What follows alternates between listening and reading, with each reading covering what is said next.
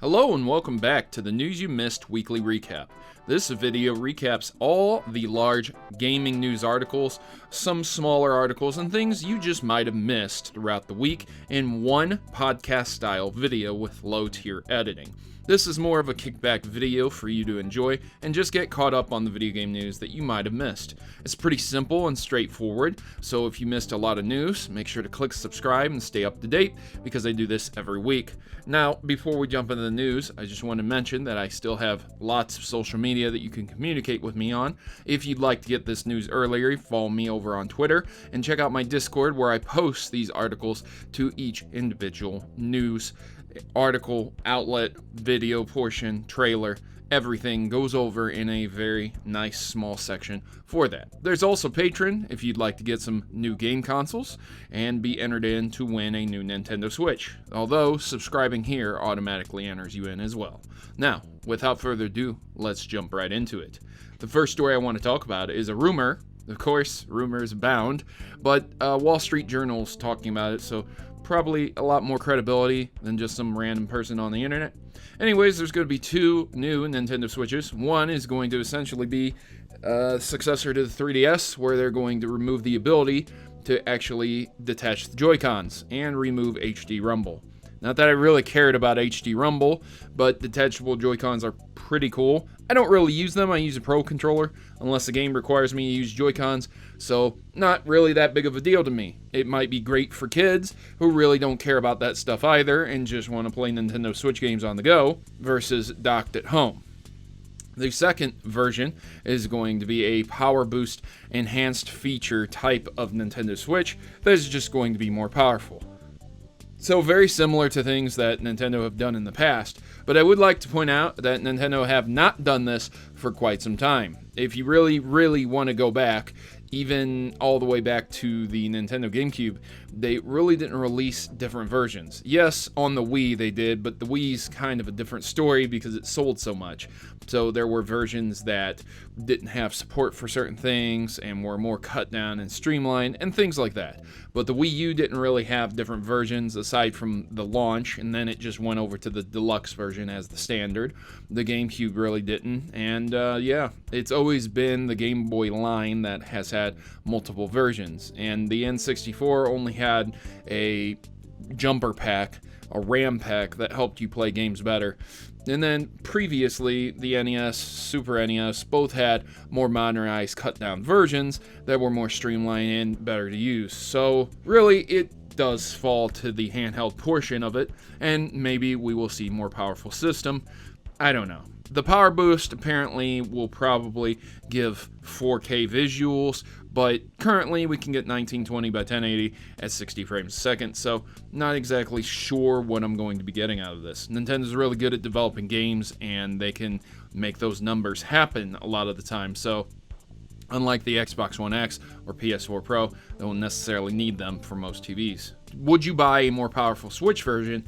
You let me know in the comments below, or would you want a mobile one only? Now we're going to move over to Nintendo Switch Online, another big feature that you might need if you're going to get a Switch. And you could get 12 months of Nintendo Switch Online for free if you're a Twitch Prime user. So that's pretty cool. Twitch Prime always has deals going on with different games, with Amazon, things like that. So this really isn't that big of a surprise to me. If you can get free online and you're a Twitch Prime user anyways, or you were going to be one, I guess it's no skin off your back, right?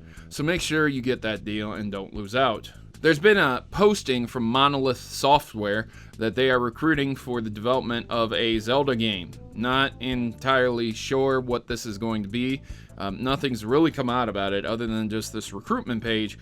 That's cool and everything. We've seen some different companies in the past that have done Zelda games, like, for example, Capcom, and we have Hyrule Warriors, another company that wasn't intended to develop that, and then now the more recent Crypt of the Necrodancer got a nice Zelda update edition coming as well. So we're seeing a lot more companies coming from the outside in to develop side Zelda entry games, and I'm sure that's exactly what this is. I highly doubt that this is going to be a mainline Zelda, and I also highly doubt that it's going to be a remake of any kind, but I could be 100% wrong. You never know. It could end up being Ocarina of Time remade, and Nintendo just didn't want to put the work in and just shoved the work off to another company and just, you know, said, here you go. You guys can go ahead and do that. You do good work, and we look forward to seeing what you can do. But Nintendo's very leeryous because in the past, they've also had games like the Wand of Gamelin come out, Faces of Evil. Those Zelda games were terrible for the Philips CDI. Long time, deep-reaching scars, but Miyamoto's been around long enough to still understand the pain of those games. And yeah, very, very lucky that we haven't had a absolutely terrible Zelda game in a long time, despite what a lot of people might think. Most Zelda games are generally acceptable. Those Philips CDI Zelda games were not. Darksiders WarMastered Edition printing error causes game boxes with black spines. You know Nintendo Switch games, right? The boxes have red spines. That's just the color scheme that they chose. It's very similar to how Xbox always has green boxes. So it's just what they do. Well, in a printing error, the Darksiders WarMastered Edition has a black spine. It's pretty cool. I gotta say it fits the theme too because the box is mostly black with a little bit of like fire appearing on it, so super cool to see. I'm sure the scalpers are already buying them all up and going to sell them later on for ridiculous prices, but that's to be determined. You guys pretty much know what's going to happen though. Bulletstorm is also coming to the Switch this summer. Don't know why. Didn't think a lot of people absolutely loved it or anything. Apparently, it's probably because Gearbox putting out a lot of games, developing a lot of games, trying to get as much out there as they can. Bulletstorm Duke of Switch Edition. It's a Switch port. It's going to get extra content from PS4, Xbox One, and PC remaster. So there you go. It's going to be a lot of stuff.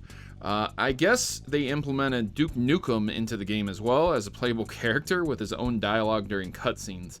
So yeah. I kind of want to play it just for Duke Nukem, but at the same time, it was a pretty forgettable game. It wasn't bad, it just didn't do anything absolutely amazing. Anyways, if you're looking forward to that, there you go, another game for the Switch. Also, the Angry Video Game Nerd 1 and 2 Deluxe editions are confirmed for the Switch. AVGN is an inspiration to me, and I absolutely appreciate all that he has done. His games are pretty fun. They're side-scrolling shooters and platformers, things like that, things you would expect that James Rolfe would involve himself in. Pretty sweet game. I'm very excited to play that, and I would love to own them for the Nintendo. Hey, man, would you believe it? The Angry Video Game Nerd, one of the most non-family friendly people out there and shows out there, is appearing on the Nintendo Switch. Times certainly have changed for Nintendo. Cell Damage HG is also coming to the Switch on March 28th. If you guys don't know what Cell Damage is, if you remember Twisted Metal, imagine that type of game except with cell shading. So again, I'll have the trailer playing in the background. It's a pretty cool game. It was when it was out originally. I don't know how well this will do on the Switch itself. The trailer is kind of, I don't know, it's, how do I say this? Obnoxious. It was obnoxiously loud. It seemed very much in your face about how the state of gaming is complete and total garbage and it's junk, and that you remember couch co-op and stuff like that, and they're trying to drum up memories of nostalgia and not having to play online and things like that. It's a definitive multiplayer game, so you know, I'm not saying it's not going to be a good game or anything. I'm sure it's going to play just like the original. It's going to be a fun game, and it's cheap because it's priced at $10, but the trailer just didn't do a lot for me. That's how I feel. I could be wrong, and that's why I'd like to hear from you in the comments down below. So there you go. We're going to move into some Poketuber news. Woo! I have two major stories, and neither of them are good. Somebody tweeted at A-Drive, several other Poketubers, Callum, Actual Arrow, things like that. And he said, to all other Pokemon YouTubers who covered a bug Dragon leak, thank you, it's been a pleasure. And the video is how to make a Pokemon leak in a day. And all these Poketubers ended up covering this, and basically he played people like fiddle. He's a good graphical artist, okay, so obviously he drummed up some graphical renderings and made it look like there were going to be certain Pokemon appearing in the new Pokemon games as a leak. And obviously the Pokemon community took the bait like a fish, hook, line, and sinker. I made a bunch of videos about it. Oh my god, leaks, oh my god, I can't believe it, Just the same stuff I was talking about before, same stuff I talk about like every year. A new Pokemon game comes out, and we suddenly get all these rumors and these leaks after a trailer drops. Wow, it's amazing. It's almost coincidental, you know what I'm saying? So you can't be covering 99% of false leaks and information and have credibility established to your name, because it's just not going to happen. So that's why I dislike seeing a lot of these leaks covered, because then people end up playing other people like fiddle. It's very obvious and apparent when you cover a leak and you get shown up on Twitter. Here you go, check this out, this is how I made this is how I made you cover it, this is how I fooled you and made you think it was a real leak. Full credit to the guy, he's a great artist, a great ability to render all of this within a day, man. That's crazy. Again, be cautious what you cover, be cautious what you believe. Rumors and leaks are junk. That's just how it is, especially in the Pokemon community. Not that it doesn't happen in other communities, but god, man, it's super famous in the Pokemon community. Also, there was a Poketuber who's apparently being called out for being a pedophile. Do I know if he's a pedophile or not? No, I wasn't in the room. I don't have evidence personally. I can't say for sure. I try to say that everyone's innocent until they're proven guilty. So if this guy did indeed do something, he needs to go to jail, or he needs to be tried for his crimes. If he did indeed do something, he needs to be taken to court, and he needs to face his actions. There are several people tweeting about this stuff. I just literally get on Twitter and I see all kinds of Poketubers blowing up a certain guy and saying he's a pedophile. So that came out too. Another huge blow to the Pokemon community. There's people with screenshots, there's people with this, that, and the other showing off what he's been doing that's very, very hilarious, saying that he's been flirting with underage people. I don't know what to think of it. I didn't know the guy personally. I don't associate with a lot of Poketubers for very, very specific reasons. Some of them are good, some of them are bad. Most of them I just don't know personally, so that's how it goes for me. Just giving you a heads up. If you want to check into it, you can check into it. It's very important that you find out for yourself your own information. So I want to move away from that kind of negativity into something else, which is somewhat subjectively negative. Minecraft Update removes the references of its creator from the game. You guys know on the splash screen, sometimes it would say previously made by Notch and the work of Notch, giving credit to the Minecraft creator. Microsoft has yet to confirm why they have removed things like that and all references to Notch, but for whatever reason they did. Obviously, it probably has something to do with his tweets and his Twitter, how Notch talks about things, how he feels about certain very jarring issues, political issues, things that center on very hot topics. Notch doesn't own Minecraft. Notch is permitted to talk any which way on Twitter. Notch is a millionaire. He basically could say some of the most egregious things and he'll be just fine because he's a millionaire. He do whatever he wants, right? You get what I'm saying. Obviously, people aren't going to like what he says. There's always going to be divided type of people out there, one person on one side, another person on another side, and then you have Microsoft here just trying to appease everyone, so without pissing off or offending people. I think gaming should be a place where you don't have to bring politics into it. If a creator feels a certain way about something, then let him feel a certain way about something. Who cares? He doesn't own the game anymore. Microsoft owns the game, so it doesn't matter what he says. If you get salty because someone's name appears on your splash screen of a game, I don't think you're ready for life. I'm just gonna put it simply, okay? Notch literally has nothing to do with Minecraft anymore, so removing his name from it does nothing except prevent some angry emails from people who are likely progressive SJWs who get offended extremely easily. And if you don't like that, you can just deal with it because it's my opinion. Dislike the video all you want. You can write me a mad comment. You can do this, you can do that. But it's not going to stop me from thinking what I'm thinking. It's probably going to make it a lot worse. It's going to make me think I was right. So prove me wrong and just get over the fact that there are people out there who have crappy opinions, including me. I have some crappy opinions, and that's just how it is. Microsoft removed the creator's name from his game because they thought he had a crappy opinion. Probably what happened. It's not confirmed, but there's really no other reason why they would do that. Again, it's still attributed to him. He still made the game. You'll never be able to erase that type of history, but there you go. Now we're going to move into something pretty bad also, but not so much like that. A man pleads guilty to hacking both Microsoft and Nintendo.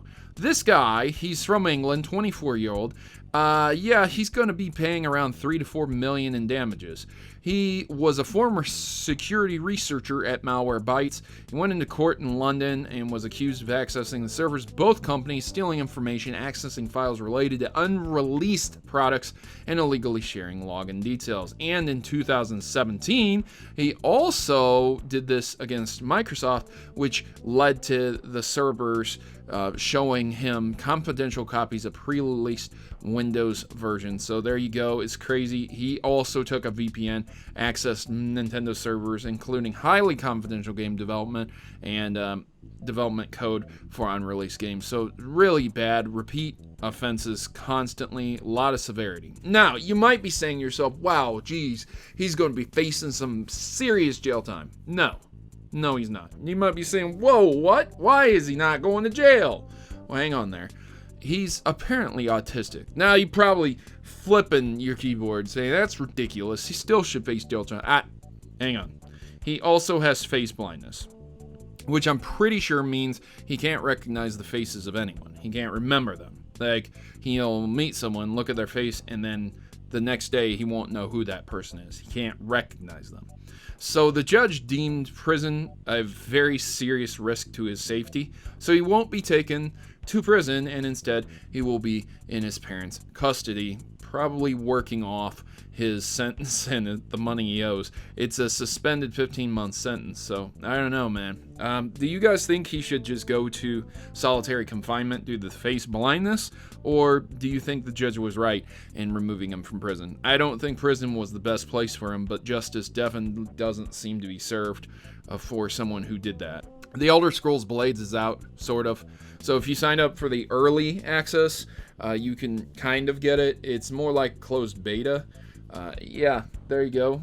There are players who can actually play the game, and they're limited to signing up for the access. You're not guaranteed, but again, I'll leave a link in the article down below if you really want to try it out. Yeah, you know what to do. So if you have an iPhone or Android, they're on the iTunes and Google Store. Take the links if that's what you would like. Borderlands 3 has come out. First, originally they had a teaser trailer for the Mask of Mayhem, which is cool, and it showed just the good old crazy guy's mask that's very famous in Borderlands. And it's a very nicely rendered trailer, and I strongly suggest you go and watch that one. But then they actually released a trailer for Borderlands 3, which is really, really cool. You can see the old players there, the old characters that you were able to use to play through 1 and 2. There's new baddies. There's all kinds of people in it. I haven't looked into it that much, so I would definitely say that the game is probably going to be geared towards people going into the vault, getting powers like the heroes, and then the players having to face off with those type of people. There's probably going to be a huge war on Pandora. I'm not entirely sure or positive, but I have played through both Borderlands 1 and 2, and I really did enjoy the games. I don't know about you, ladies and gentlemen, but I'm extremely excited and psyched to play through Borderlands 3. Also, in Borderlands news, Borderlands 2 and the PreSequel are receiving free visual updates to allow you to enjoy 4K scenes. Yeah, so, I mean, I guess you can get that. It's going to be for PS4, Xbox One. There's a little surprise for those who have the collection or own one or both titles on PC also. And these are texture upgrades. They improve the visual fidelity for both the titles. Sweet. Again, if you don't have 4K screen, if you don't have something that's capable of 4K, only 1920 by 1080, you will still get the facelift and still be able to see the differences, just not in the same resolution. So that's nice. I always love free updates. I think a lot of people can agree with that. Again, Borderlands 2, Borderlands 1, PreSequel, all these games are great fun, and if you have people who can play with you, they're even more fun. So Dance Central is coming to a lot of VR devices, the Oculus Rift, the Oculus Quest. So if you wanted to dance in VR, that's something you can do. I like Dance Central. I'm not a dancer, but I do appreciate what it can do for video games and gaming. I always want to look towards the sports aspect, the ability to work out with video games, just giving a new dynamic to gaming, introducing a new dynamic. Even though the Kinect failed, I really appreciated what it did for gaming. A new way to play video games. VR is a new way to game, though I don't think it will be successful, and I think it will taper off. But we're not there yet, so we'll see in the future. Hyper Light Drifter TV adaptation coming from the same producer that worked on Castlevania. That's cool. If you guys liked Hyper Light Drifter, you can check into that. I don't know, kind of strange that such a small-tiered indie game, I'm not saying it's like, you know, completely unknown, but it's not a AAA title, and it's getting a TV adaptation. I don't know, man. Stranger things have happened. It's just pretty crazy. Cool. I'm glad. That's nice. Castlevania was done quite well, so I can't wait to watch this one either. After the drug use scandal, Sega's Judgment sells through most of its stock. You guys remember that guy, that one who was accused of using cocaine after a drug test? Yeah, I had talked about how they had pulled the game very quickly because of that scandal, and then what ended up happening is that it sold out because the game had been pulled. And again, I'm not shocked at all that this happened. When a game becomes unavailable, people will go out of their way to try and grab it because they know what will happen. When games become unavailable and people have systems with them on them or they own them, they go up on eBay and they sell for so much money. Such ridiculous amounts of money because that stuff is, again, no longer available to anyone anymore. Which is crazy because you think, like, all right, so what? Who cares? But this is, again, preservation of video game history. So we have some serious people out there who collect games.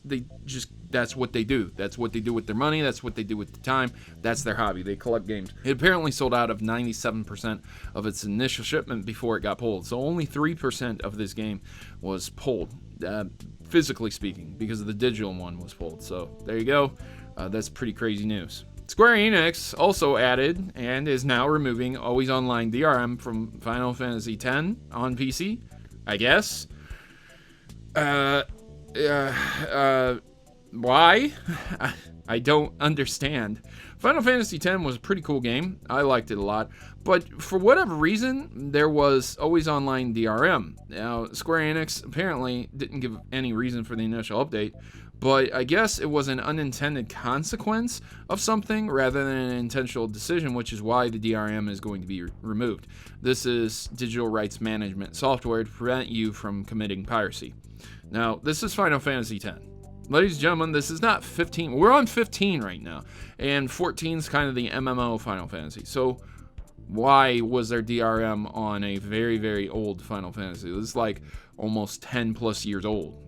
For PC, like, was there a great demand to pirate this game or something that I didn't know about? So, yeah, like the article says, it just seemed like an unintended consequence rather than an intentional decision. So, there you go. If you were worried about that, had read that on forums, or you don't like DRM, now you don't have to worry about it that much.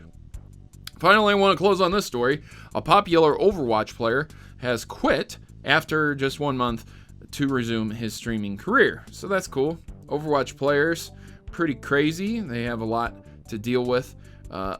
Atlanta Reigns, Daniel DeFran, has quit after 1 month of play. He said it wasn't the league itself, even though the league is extremely pressing. There's tons of scrimmaging, times that you have to come together, practice. There's a lot of burnout. But he said that after tons of controversy that has surrounded him, he's just going to go back to streaming. That's fine, perfectly acceptable. People make mistakes. I understand that. When you're in the limelight, when you're in the spotlight, you have to represent yourself as a leader, and you need to know how to lead because there's going to be tons of kids who are going to have their eyes on you, and you're basically going to be their role model. I'm not saying that media influences kids or adults to a specific point. Obviously, as a parent, you should be watching what your kids watch so that they don't get influenced, don't want to be a bad person. But what I am saying, put simply, is that you want to role model. You want to be a role model for kids. You don't want to be involved in controversies. So if you can make thousands upon thousands of dollars just streaming Overwatch versus all of this time you have to dedicate to practice, this, that, and the other, just to be part of a team, I don't know. Which one would you rather do? Would you rather be extremely famous, or would you rather have some fame and still make thousands of dollars while streaming on your own schedule? You let me know in the comments down below. If you had the choice, which one would you take? Now, that does it for this week's News You Missed. If you'd like to submit an article, once again, I do have a Discord, and I would greatly appreciate your submissions there.